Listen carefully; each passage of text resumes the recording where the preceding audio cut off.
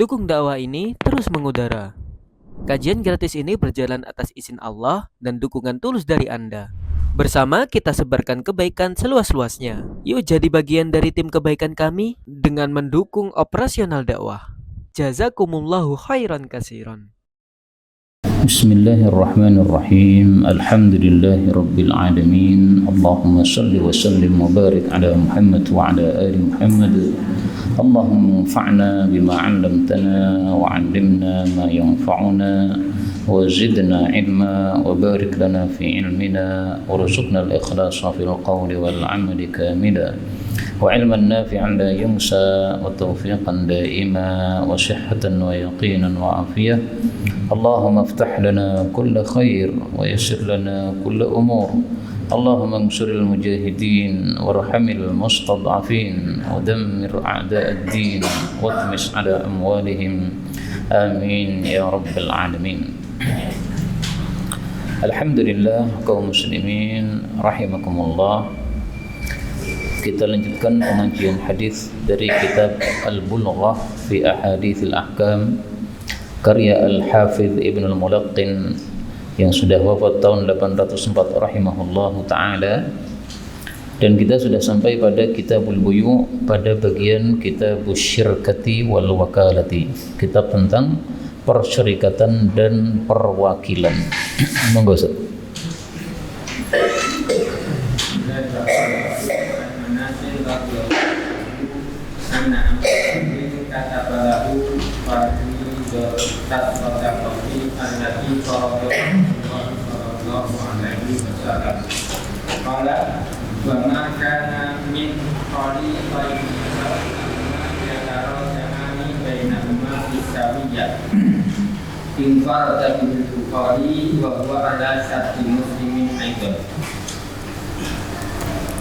Dari Anas nih Ustaz. Dari Anas bin Malik radhiyallahu anhu bahwasanya Nabi sallallahu alaihi wasallam menulis anna Abu Bakrin, bahwasanya Abu Bakar As-Siddiq radhiyallahu anhu kemudian katabalahu menulis untuk dia faridatas shadaqati, kewajiban zakat. Kemudian allati yang farada telah mewajibkannya Rasulullah sallallahu alaihi wasallam. Karena ternyata dalam kitab asalnya tidak ada yang seperti yang tertulisnya. Isinya adalah apa? Wa ma kana, dan apapun yang adalah min khalitaini, dari dua yang dicampurkan. Artinya berserikat antara dua orang menggarap satu ternak. Fa innahuma, maka sesungguhnya keduanya itu yataraja'ani, keduanya saling kembali, bainahuma, di antara keduanya, bisawiyati, dengan sama rata. Yang farada bihi Al-Bukhari wa huwa ala syarti muslimin aidan. Yang farada bihi, telah bersendiri meriwayatkan hadis ini Imam Bukhari. Jadi Imam Muslim tidak meriwayatkan. Tetapi meskipun demikian, wahwa, dan hadis ini ala syarti Muslim, sesuai persyaratan Imam Muslim aidan juga. Kaum muslimin rahimani wa rahimakumullah, kita membahas tentang persyarikatan dan perwakilan. Maka hadis yang pertama ini masuknya pada asyarikah, perserikatan. Perserikatan itu apa? Perserikatan itu perkongsian. Perkongsian itu artinya ada dua orang atau lebih menggarap atau bekerja dalam satu pekerjaan yang sama, digarap bersama-sama. Itu namanya perkongsian atau perserikatan. Nah, dalam bab ini adalah ketika ada dua orang yang khalitaini. Khalitain di sini bukan dicampur ya, lebih tepatnya yang mencampur. Misalnya saya dengan Ustaz Abdul Hasan. Saya punya kambing 20 kambing Jawa, Ustaz Abdul Hasan punya kambing 20 kambing domba. Tapi kita garap bersama, Pak. Jadi 20 ditambah 20 digabungkan dalam satu tempat. Kemudian cara menggarapnya bergantian. Saya sehari, beliau sehari. Jadi saya angon sehari, beliau angon sehari. Ini namanya apa? Khalitain. Nah, kambing itu nisabnya adalah berapa? 40. Nah, karena kambing beliau 20, kambing saya 20, berarti ini sudah mencapai nisab 40. Maka ketika amil zakat datang, dia akan mengambil salah satu dari kambing tadi. Kambing saya kambing Jawa, kambing beliau kambing domba. Amil zakat mengambil kambing domba, berarti yang dikurangi adalah kambingnya Ustadz Abdul Hasan.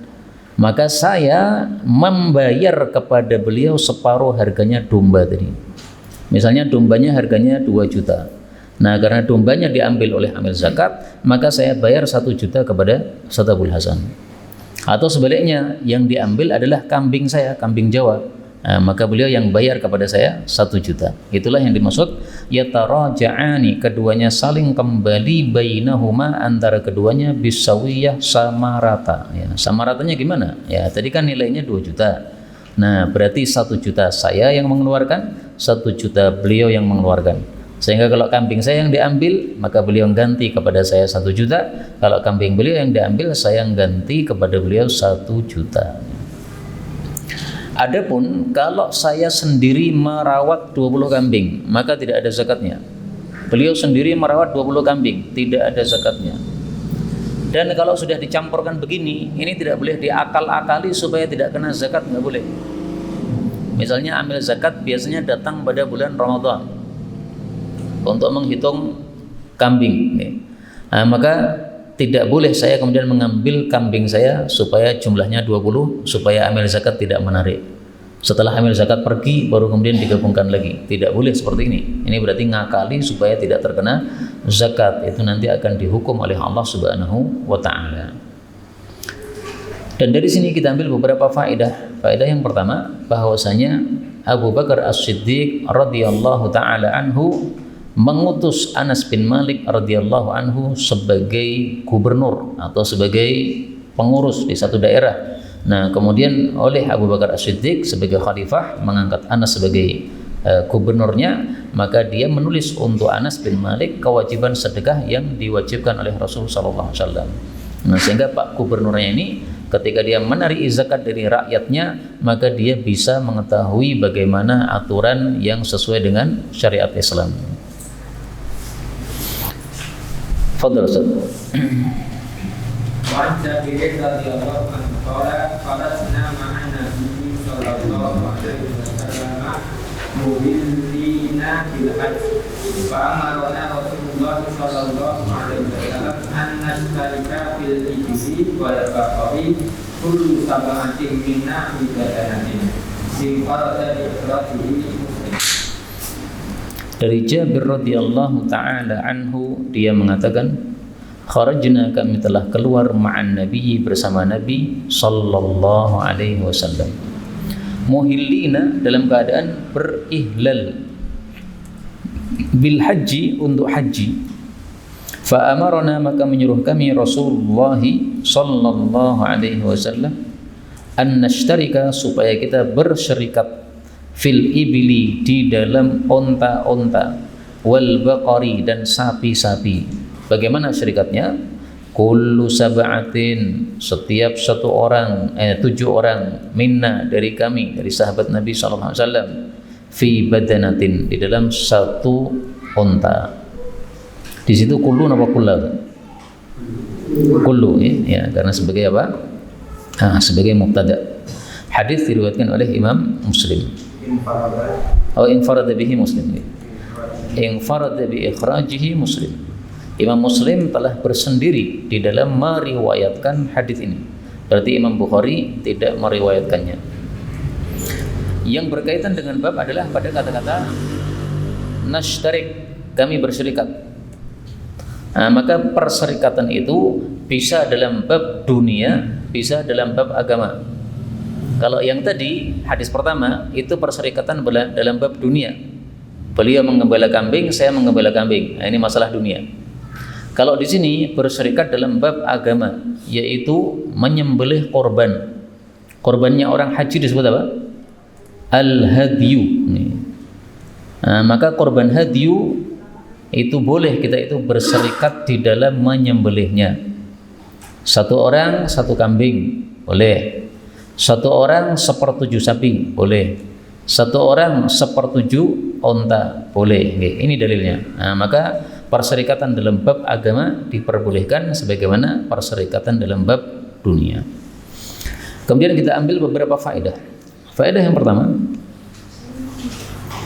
yang dimaksud kharajna, kami keluar bersama Nabi sallallahu alaihi wasallam, ini maksudnya adalah pada waktu hajjul wada, fi hajjil wada. Taunya dari mana? Karena hajinya Nabi seumur hidup, hajjatul Islam cuma 1 kali, yaitu haji wada tahun 10 Hijriah. Habis itu beliau wafat. Sebelumnya nggak pernah beliau haji hajjatul Islam. Kalau masih di Mekah, haji bersama orang-orang Quraisy mungkin ya. Tapi ketika sudah menjadi Nabi, hajjatul Islam beliau, haji Islam beliau hanya 1 kali pada haji wada. Faedah berikutnya, kata-kata muhillina bil haji, melakukan ihlal untuk haji. Ihlal itu artinya mengeraskan suara. Maka maksudnya adalah mengucapkan labbaik Allahumma hajjan. Labbaika, saya penuhi panggilanmu, Allahumma ya Allah, hajjan, berhaji. Dan ini disebut ihlal. Kalau labbaik Allahumma labbaik, labbaik la syarika laka labbaik, disebut talbiyah. Jadi untuk masuk ke dalam ihramnya itu disebut ihlal. Adapun ketika sudah masuk ihram kemudian membaca wiridnya, nah itu namanya talbiyah. Mudah-mudahan semua kita bisa haji mabrur. Amin ya rabbal alamin. Sebagaimana Rasulullah pernah haji seumur hidupnya 1 kali. Kemudian muncul pertanyaan, Rasulullah haji hanya 1 kali. Apakah boleh mengulang-ulang haji? Boleh, karena ada haji wajib, ada haji sunnah. Hanya saja yang lebih utama untuk para wanita, haji 1 kali, tidak usah haji lagi untuk para wanita. Dalilnya apa? Sabda Nabi sallallahu alaihi wasallam, diriwayatkan oleh Bukhari, zuhurul husur, saya mendengar Rasulullah sallallahu alaihi wasallam mengatakan kepada istri-istrinya pada haji wada, hadhihi, inilah haji kalian wahai istri-istriku, thumma, kemudian zuhurul husri, melazimi punggung-punggung karpet. Maksudnya kalian tetap di rumah terus, nggak usah haji lagi. Nah, seolah-olah dia mengatakan hajimu sekali saja, nggak usah haji lagi setelah ini. Kemudian setelah beliau mengatakan ini, beliau wafat tahun 11. Maka ketika Sayyidina Abu Bakar menjadi khalifah, tidak ada satupun istri Nabi haji. Sayyidina Umar menjadi khalifah, tidak ada satupun istri Nabi haji. Tapi ada riwayat mengatakan Sayyidina Umar di akhir khilafahnya mengizinkan istri-istri Nabi haji. Tapi Nabi sendiri mengatakan, inilah haji untuk kamu, kemudian melazimi karpet alias di rumah, nggak pergi-pergi lagi. Nah, maka diambil pelajaran oleh para ulama, berarti untuk para wanita lebih utamanya haji hanya 1 kali. Kenapa Pak? Karena orang yang haji sangat banyak sekali. Kalau setiap wanita itu pengen haji terus, ini nanti campur baurnya laki perempuan semakin dahsyat. Jadi sebenarnya hukum Islam, laki perempuan tidak boleh campur baur. Maka yang terjadi di Mekah sekarang ini ketika haji itu sebenarnya salah, karena campur baurnya laki dan perempuan. Tapi apa boleh buat? Bagaimana bisa dipisahkan? Susah. Ya mungkin bisa, tapi nanti membingungkan orang untuk pulang ke hotelnya masing-masing. Wallahu alam. Tapi sebenarnya kalau mau sungguh-sungguh memisahkan, insya Allah sebenarnya bisa ya, karena di masa Nabi SAW pun bisa dipisahkan antara laki-laki dan perempuan. Faedah berikutnya, dalam hadis ini Nabi SAW mengatakan atau menyuruhkan untuk onta dan sapi, maka kullu sab'atin, setiap 7 orang bisa. Hanya saja untuk onta ini diperselisihkan oleh para ulama. Menurut jumhur ulama, ini pendapat pertama, jumhur adalah li sab'atin, untuk 7 orang, tidak bisa lebih. Sehingga kalau 8 orang, maka ini tidak sah korbannya, baik korban hadyu maupun korban Idul Adha. Menyelisih mereka Imam Ishaq bin Rahuya. Imam Ishaq ini termasuk ulama madhab, alias punya madhab dulunya. Jadi ada madhab Ishaq, sebagaimana ada madhab Ahmad, madhab Malik, madhab Hanafi, madhab Syafi'i. Ada madhab Ishaq tapi sudah punah. Beliau mengatakan li asyaratin, untuk 10 orang. Dan ini meskipun madhabnya sudah punah, tetapi tidak terlarang kita untuk mengikuti madhab ini. Dan saya mengikuti madhab beliau dalam bab ini, bahwa unta bisa untuk 10 orang. Kenapa? Karena ada hadisnya yang sahih. An asyaratin, 10 orang, Pak. Hadis riwayat Tirmidzi dari Ibnu Abbas radhiyallahu anhuma, Nabi sallallahu alaihi wasallam bersabda, annal baqarata, bahwasanya satu sapi, an sab'atin, bisa untuk 7 orang, wal jazura, dan satu onta, an asyaratin, untuk 10 orang. Wa huwa qaulu Ishaq, dan ini adalah madhabnya Imam Ishaq. Wahtajja bihadzal hadis, dan beliau berhujjah dengan hadis ini sahih. Maka saya ingin tegaskan bahwasanya tidak selalu madhab yang sudah punah itu kemudian berarti Allah tidak meridainya, tidak begitu.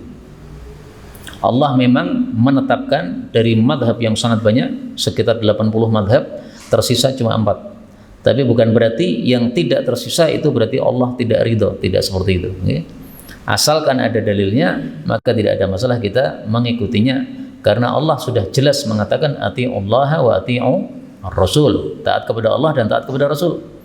Adapun mengikuti 4 madhab ini tidak wajib. Tetapi bagi orang-orang yang awam, tidak paham Quran dan tidak paham hadis, tidak paham dalil, ya sudah, mudah saja mengikuti kiainya atau mengikuti madhab yang diajarkan oleh kiainya. Madhab Syafi'i ya ikut Syafi'i dan seterusnya. Tapi kalau mengetahui dalil sebagaimana yang sudah dijelaskan oleh Imam Ishaq di sini, maka tidak ada masalah sama sekali untuk kita mengikuti madhab tersebut. Ini adalah dalilnya sahih dari Nabi sallallahu alaihi wasallam. Monggo.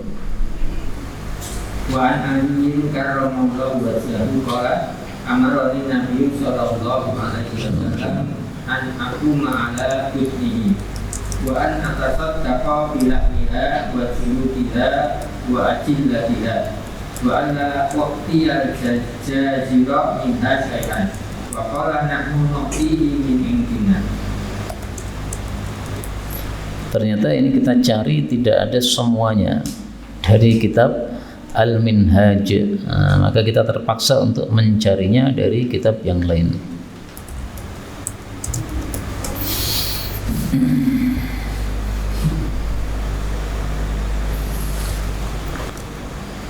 Dari Ali bin Abi Thalib radhiyallahu anhu, dia mengatakan, amarani, telah menyuruh saya Rasulullah wa an-nabiyyu, Nabi sallallahu alaihi wasallam, an aquma, supaya saya mengurusi, ala budnihi, terhadap onta-onta beliau, wa an aqsima, wa an atasaddaqa, dan bahwasanya saya bersedekah.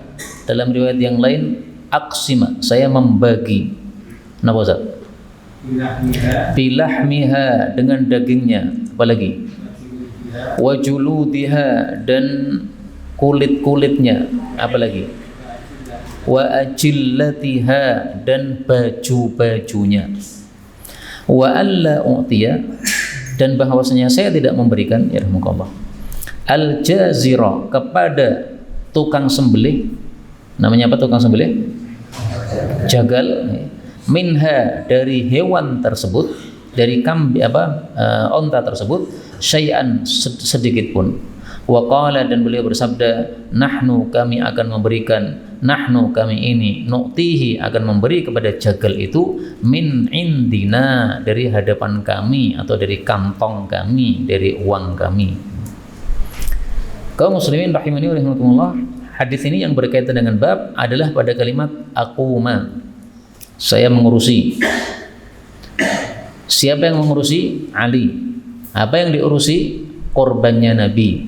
Berarti ini masuk bab apa? Perwakilan. Tadi kan babnya 2 kan? Syirkah, perserikatan, kemudian wakalah, perwakilan. Sekarang kita masuk pada bab perwakilan. Nabi mewakilkan kepada Anas bin Malik kepada Ali bin Abi Thalib karramallahu wajhah untuk mengurusi korban beliau sallallahu alaihi wasallam. Wakalah sama dengan syirkah tadi. Kalau syirkah boleh dalam dua hal, agama maupun dunia, maka dalam bab wakalah juga begitu.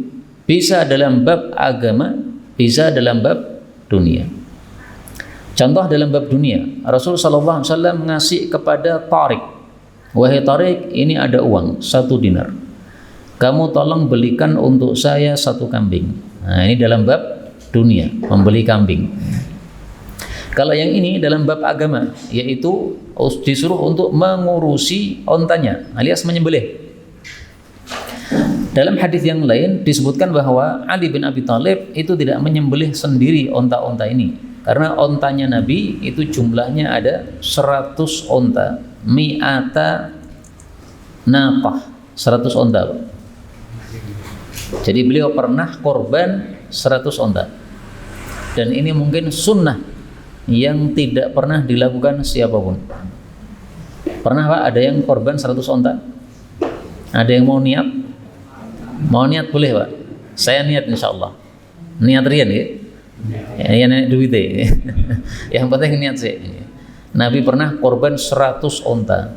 Nah dari 106 ini beliau itu nahara 63. Beliau menyembelih 63 minha. Kemudian sisanya disembelihkan oleh Ali bin Abi Thalib radhiyallahu anhu. Nah, jumlah 63 ini para ulama mentakwili ini adalah isyarat usia beliau. Usia beliau 63, maka beliau sembelih 63. Dan ternyata betul. Setelah kejadian itu, maka tahun berikutnya 11 Hijriah beliau wafat. Kemudian kita ambil beberapa faedah. Faedah yang pertama, karramallahu wajhah. Semoga Allah memuliakan wajahnya Ali bin Abi Thalib. Ungkapan ini tidak salah, karena memang Ali bin Abi Thalib wajahnya dimuliakan oleh Allah, tidak pernah sujud kepada berhala. Kalau bapaknya yaitu Abu Thalib sujud kepada berhala, tapi Ali sejak kecil dirawat Nabi Muhammad SAW, hidup di rumah Nabi, nggak pernah menyembah berhala. Maka diungkapkan dengan kata-kata karramallahu wajhah.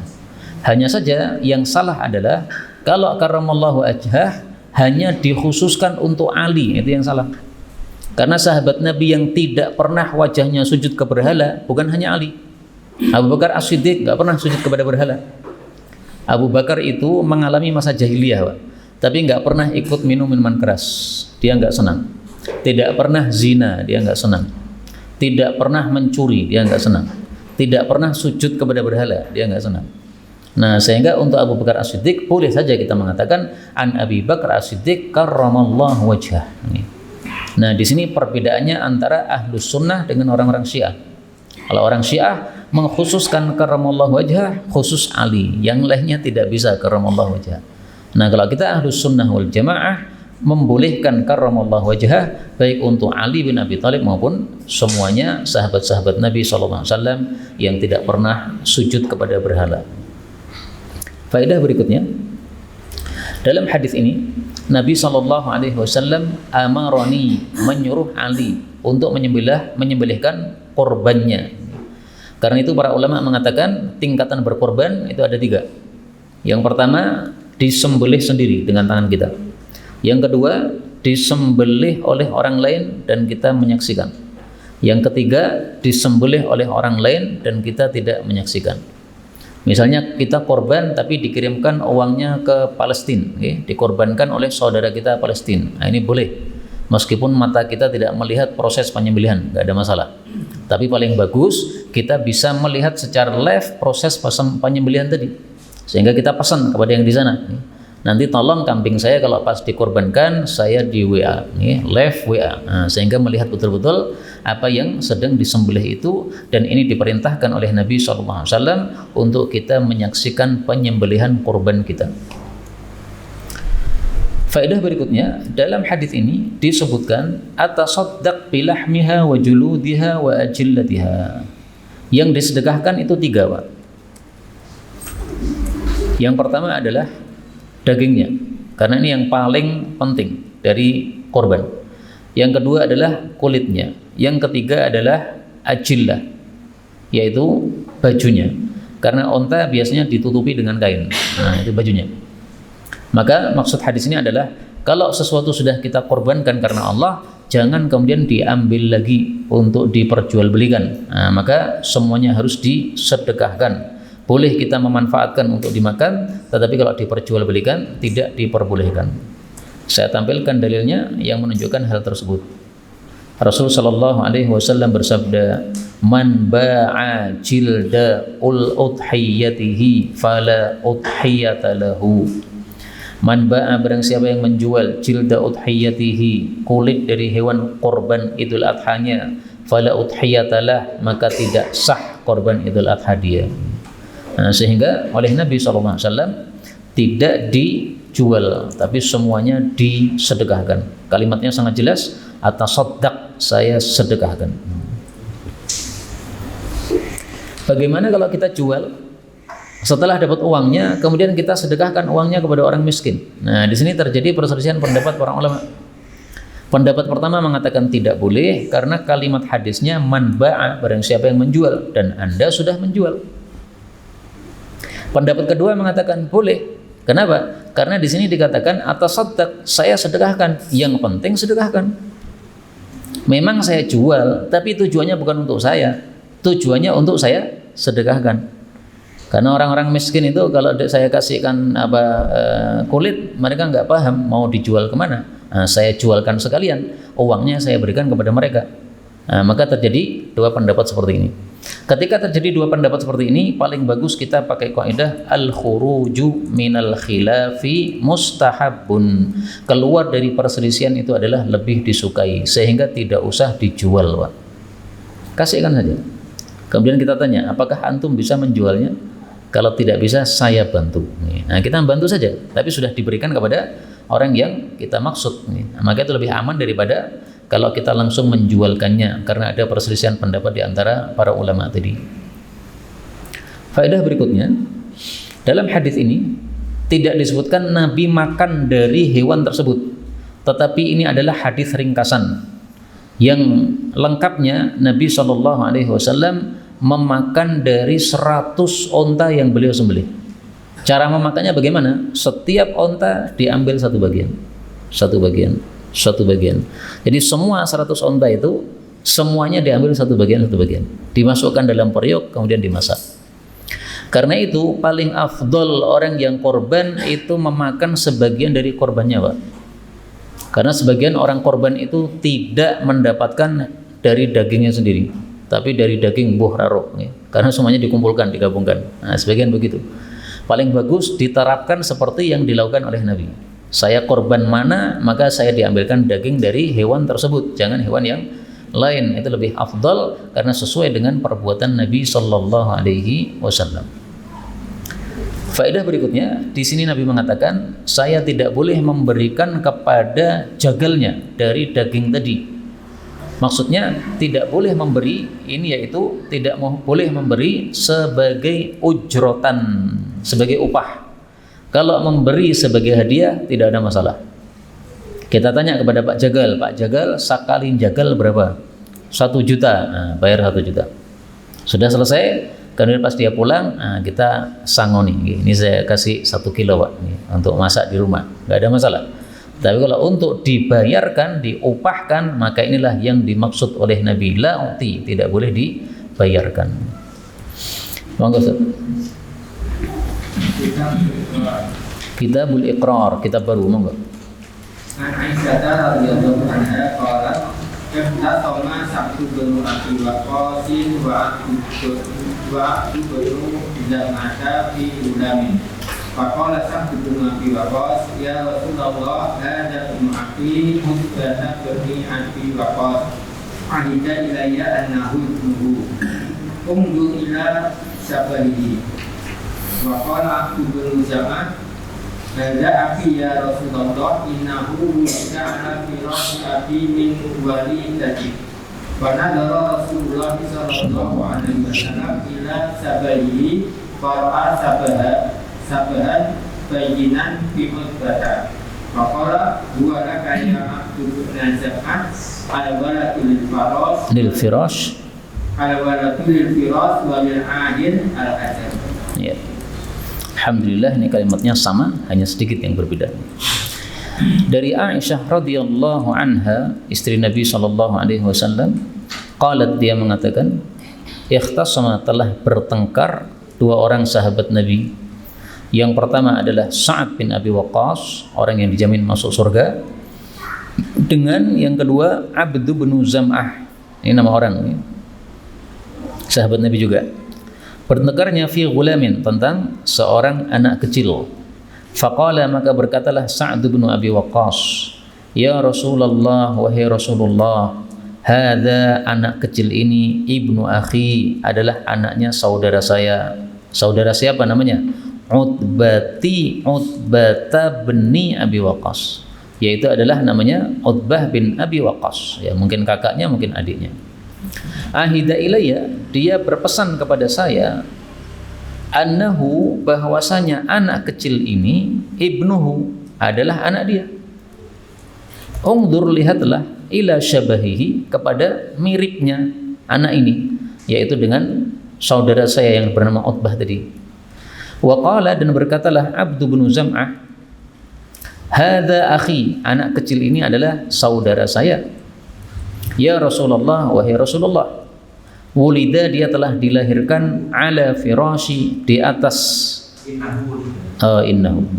innahu, sesungguhnya dia itu, wulida, telah dilahirkan, ala firashi abi, di atas tempat tidurnya bapak saya, min walidatihi, dari budak perempuan bapak saya. Fanadhara, lalu melihatlah Rasulullah sallallahu alaihi wasallam, ila syabahihi, kepada kemiripannya. Fara'a, maka beliau melihat, syabahan, kemiripan, bayinan, yang jelas, yang gamblang, bi Utbata, dengan si Utbah, saudaranya Sa'ad tadi. Faqala, maka Rasulullah sallallahu alaihi wasallam bersabda, huwa laka, anak kecil itu milik kamu, ya Abdu bin Zam'ah, wahai Abd bin Zam'ah. Kenapa? Al-waladu lil firashi, karena anak itu miliknya pemilik firash. Firash yang dimaksud di sini adalah budak. Anak itu adalah untuk pemilik budak.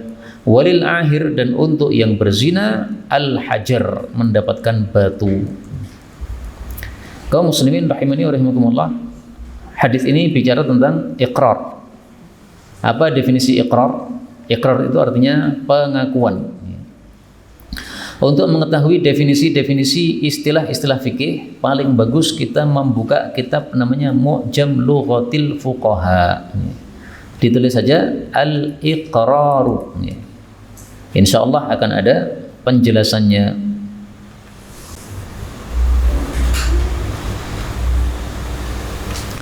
Al-iqraru, yang dimaksud iqrar itu adalah i'tirafus syakhsi, pengakuan seseorang, bihaqqin, adanya suatu kewajiban, alaihi, yang dia tanggung, li akhar, milik orang lain. Inilah definisi iqrar. Pengakuan itu apa? Seseorang mengakui bahwa dia punya tanggungan untuk orang lain. Misalnya, saya punya utang kepada siapa? Kepada Ustadz Abdul Hasan misalnya. Berapa? 1 juta. Beliau lapor kepada hakim, ini Ustadz AZ punya utang 1 juta kepada saya, belum dilunasi. Nah, Pak Hakim tanya kepada saya, betulkah Ustadz AZ antum punya hutang 1 juta belum dilunasi? Saya mengatakan betul. Nah, perkataan saya betul itu disebut apa? Iqrar. Saya mengakui bahwa saya punya kewajiban yang belum saya tunaikan kepada Ustadz Abdul Hasan. Itu namanya iqrar. Nah, sekarang mari kita lihat iqrar yang ada dalam hadis ini. Iqrarnya di mana? Di sini kan rebutan. Ada seorang anak kecil direbutkan oleh 2 orang. Yang satu mengatakan milik saya, yang satu mengatakan milik saya. Yang satu alasannya adalah karena sayalah yang telah berhubungan intim dengan budak yang melahirkan anak laki-laki tadi. Berarti maninya mani saya. Tapi hubungannya antara budak dengan si laki-laki ini hubungan haram, zina. Kemudian yang satunya lagi mengatakan anak kecil milik saya. adik saya. Kenapa? Ini budak ini miliknya bapak saya. Sehingga ketika budak ini melahirkan anak, berarti anaknya bapak saya. Saya adalah masnya. Nah, rebutan, Pak. Siapa yang dimenangkan oleh Nabi Shallallahu Alaihi Wasallam? Yang dimenangkan adalah pemilik budak tersebut. Dalam hal ini namanya adalah Abd bin Zam'ah. Dengan alasan anak adalah untuk orang yang memiliki firash, memiliki budak. Sementara untuk yang berzina hanya mendapatkan batu saja. Nah, yang berkaitan dengan iqrar, yaitu pengakuan, adalah apabila seseorang itu mengakui bahwasanya dia punya kewajiban yang belum dia tunaikan terhadap seseorang. Maka dalam kasus ini semestinya ya saudaranya Sa'ad bin Abi Waqqas yang bernama Utbah tadi, ini karena dia berzina dengan si budak. Nah, maka mestinya kalau dia ditanya oleh hakim, seandainya ditanya oleh hakim, maka dia mestinya mengakui, ya betul saya berzina dengan dia. Nah, itu namanya apa? Iqrar. Maka iqrar ini ada hadis yang lain tentangnya, yaitu sabda Nabi sallallahu alaihi wasallam, tapi saya jujur hadisnya sanadnya dhaif tapi maknanya sahih.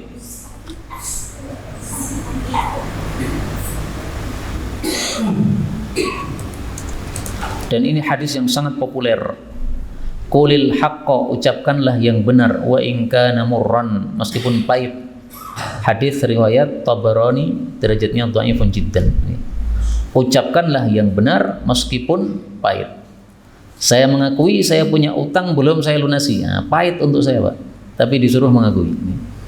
Maka dalam kasus ini mestinya Utbah ini ya, kalau dia ditanya oleh hakim, apabila dilaporkan kepada hakim, maka dia mengakui, betul saya berzina dengan budak tadi. Nah, kalau berzina berarti kamu tidak mendapatkan hak apa-apa, tidak boleh merebut dari anak tersebut. Kemudian kita ambil beberapa faedah. Faedah yang pertama, ternyata di masa Nabi SAW ada saja orang-orang yang berbuat zina. Nah, Utbah bin Abi Waqqas ini apakah orang muslim atau non-muslim? Saya tidak mengetahui, Pak. Perlu kita cari sebenarnya, ya apakah dia muslim ataukah dia non-muslim. Dan seandainya muslim, berarti dia sahabat Nabi SAW. Apakah berzinanya itu adalah ketika dia sudah muslim ataukah ketika apa? Masih kafir? Ini perlu juga dipelajari. Masalah ini saya tidak mengetahui karena ini berkaitan dengan sejarah, dan kitab sejarah saya sangat jarang sekali membacanya. Tapi tampaknya Utbah ini bukan termasuk dari sahabat Nabi sallallahu alaihi wasallam.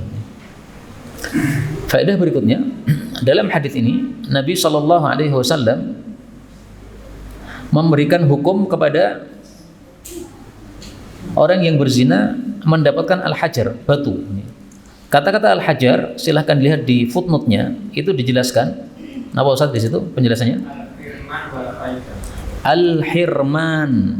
Al-hirman artinya tidak mendapatkan apa-apa. Wal khaybah. Khaybah artinya dalam bahasa Jawanya ngaplo.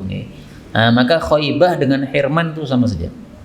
Jadi orang Arab menyebutkan ngaplo atau tidak dapat apa-apa dengan istilah batu.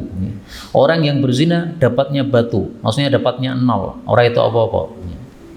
Maka batu di sini bukan batu rajam bagi orang yang berzina, bukan. Karena orang yang berzina tidak harus dirajam.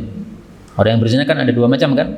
Kalau dia masih perawan atau dia belum menikah, maka dia hanya dicambuk. Kalau dia sudah menikah baru dirajam. Nah, sehingga kata-kata al-hajar di sini bukan rajam ya. Al-hajar di sini adalah al-hirman wal khaybah, tidak mendapatkan apa-apa. Kenapa orang yang berzina tidak mendapatkan apa-apa? Sudah dijelaskan oleh Nabi dalam hadis yang lain. Laisa li'irqin dhalimin haqqun. Tidak ada bagi orang yang zalim akan hak. Nah, maka orang yang zina itu termasuk zalim, sehingga dia tidak punya hak. Meskipun betul-betul mani yang masuk dalam perutnya budak tadi adalah milik dia, mani dia, tapi kamu tidak berhak.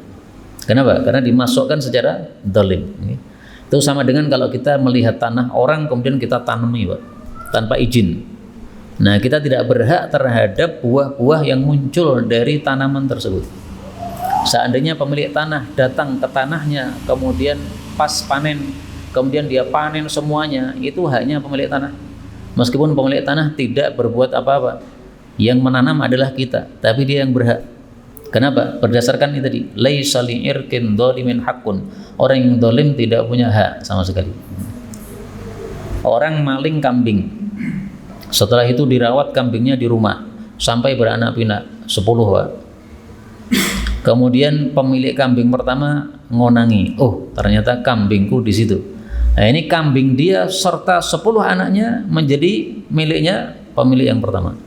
Si maling tidak berhak apa-apa. Kenapa? Laisa li'irkin dzalimin haqqun. Nah, maka Nabi mengatakan dapatnya al-hajar, batu atau khaybah tadi, ngaplu, enggak dapat apa-apa. Al-waladu lil firash. Ini ada kata-kata yang terhapus. Asalnya adalah al-waladu li sahibil firashi.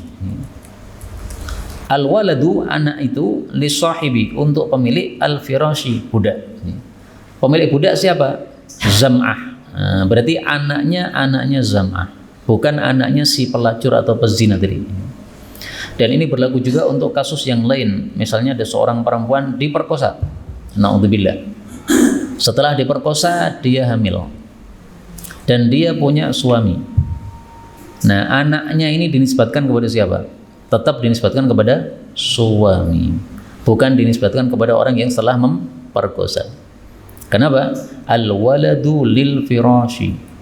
Meskipun anaknya tidak mirip babar belas sama bapaknya, Pak. Bapaknya putih, ibunya putih. Yang memperkosa hitam. Kemudian lahir anak hitam. Tetap anak itu miliknya si bapak. Berdasarkan sabda Nabi SAW, al-waladu lil firashi. Kemudian ada satu kasus di mana Saudah. Saudah itu siapa? Saudah itu adalah kakaknya bayi tadi, Pak. Saudah ini istri Nabi SAW. Saudah kakaknya si bayi, karena Saudah anaknya pemilik budak. Paham ya? Nah, ternyata oleh Nabi Saudah ini amaraha bil ihtijab. Nabi menyuruh Saudah untuk berhijab minal walad, dari anak kecil tersebut. Jadi ini anak, meskipun itu statusnya adik kamu, tapi kamu jangan membuka jilbabmu di depan dia. Kenapa? Karena memang miripnya dengan orang yang sudah berzina tadi. Jadi maninya orang yang berzina. Tapi secara hukum Islam tetap itu adalah anaknya Zam'ah tadi. Nah, perintah ini adalah tawarru'an, perintah untuk sikap warok saja, bukan wajib. Jadi seandainya Saudah buka-bukaan jilbab di depan anak tadi, nggak ada masalah. Wong memang itu adiknya. Meskipun maninya bukan maninya bapaknya Saudah, tapi maninya si pezina tadi. Tapi hukum Islam seperti ini, ya. Maka hukum Islam memang sudah menetapkan secara zahir, tidak menetapkan secara hukum batin. Adapun hukum batinnya nanti diselesaikan oleh Allah Subhanahu wa taala di akhirat. Mudah-mudahan bisa dipaham dengan jelas. Tambah lagi, Ustaz. Kitabul Ariyah. Kitabul Ariyah, kitab tentang pinjaman. Anak-anak si beriman di radhiyallahu anhu qala kana faja'un bil Madinah fasta'ara Nabi sallallahu alaihi wasallam arsa abi talahata iqam lahu al-mantur faraqiba falamma raja'a qala ma ra'ayna min syai'in wa in wajadnahu laqatan. Dari Anas lagi. Dari Anas radhiyallahu anhu, dia mengatakan karena terjadi faza'un, kekagetan bil Madinah, di Madinah. Alias ada suara yang sangat keras mengagetkan orang di kota Madinah.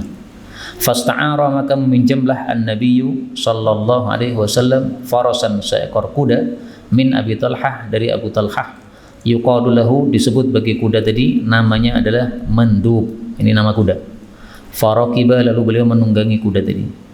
Ini Farasa Abi Talhah. Farasa Abi Talhah, nih, kudanya Abu Talhah. Faraqiba, lalu beliau menunggangi.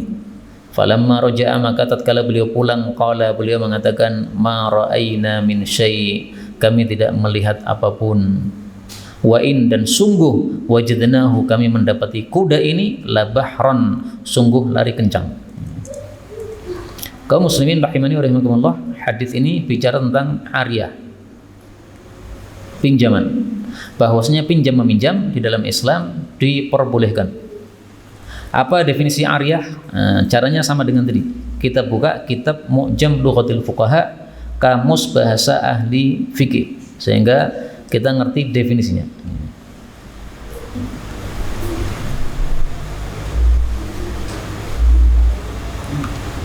Al-ariyatu tamlikul manafi' bi ghairi iwadin.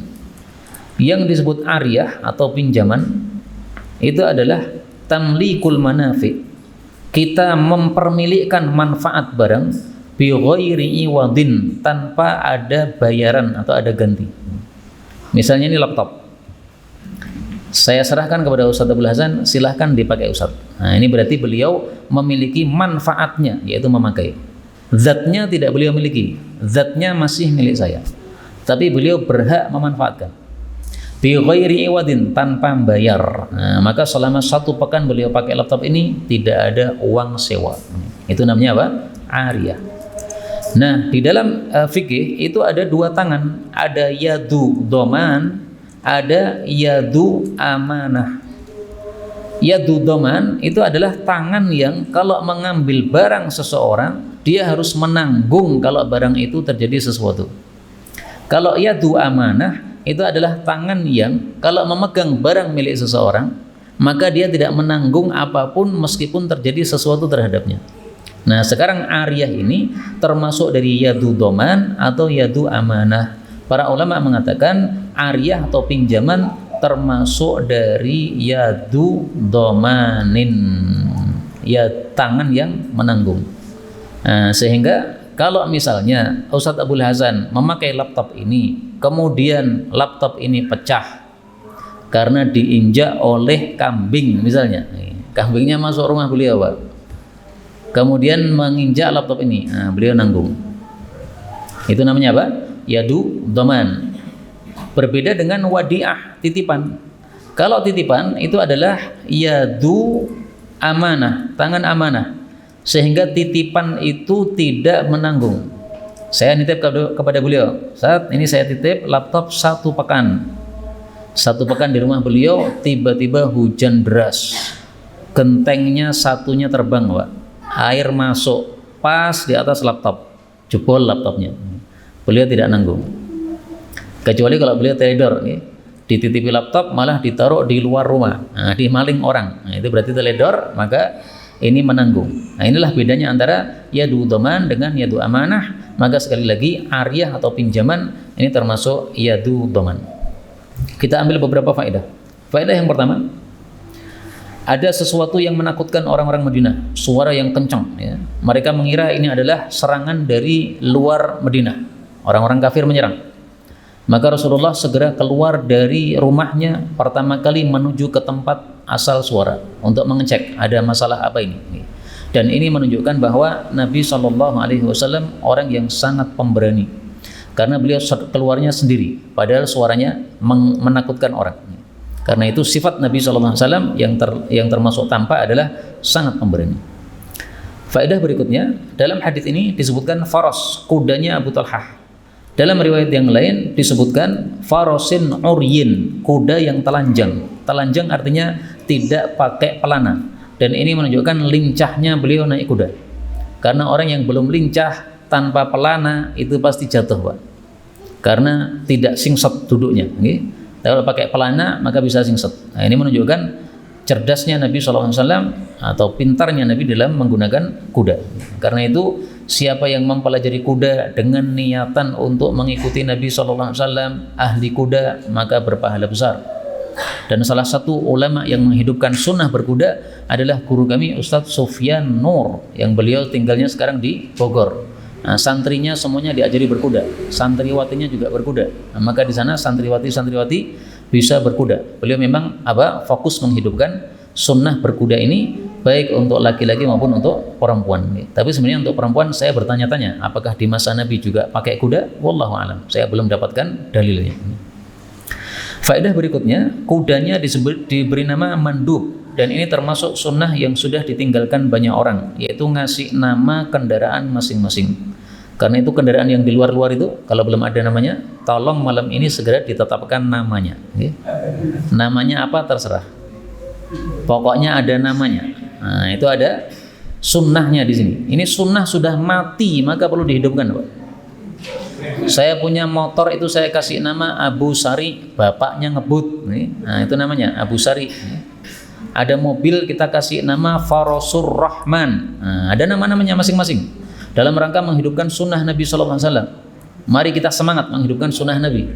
Jadi jangan dianggap ini masalah sepele. Ini menghidupkan sunnah Rasul Sallallahu Alaihi Wasallam. Kalau perlu ditulisi, Pak, dengan spidol. Namanya apa itu? Tulisi. Kemudian faedah yang terakhir, Nabi mengatakan kami dapati bahron. Bahron itu artinya biasanya apa?